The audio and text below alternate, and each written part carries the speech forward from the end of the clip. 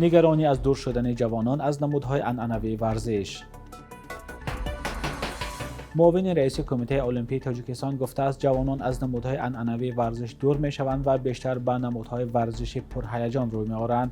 دلشاد نظروف نایب پرزیدنت کمیته المپی تاجیکستان در نشست در سن پترزبورگ گفته است اتحادیه‌های المپی باید کار خود را وابسته به ذوق و شوق جوانان مطابق سازند، زیرا به گفته نظروف جوانان از نمودهای عنعنوی ورزش بیشتر دور می‌شوند و میان این قشر توجه به ورزش‌های پرحرکت زیاد است.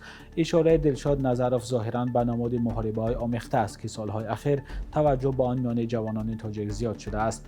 نگرانی از میل زیاد جوانان تاجیکستان به نمودهای غیر المپی ورزش به خصوص محاربه‌های آمیخته قبلا هم صدا داده بود، زیرا به گفته منتقدان این نماد ورزش میان جوانان احساس جنگ و دعوا را بیدار می‌کند، تنقیدی که ورزشکاران این رشته قبول ندارند. قبلا در مکتب‌های دولتی ورزشی تعلیم نماد محاربه‌های آمیخته منع شده بود.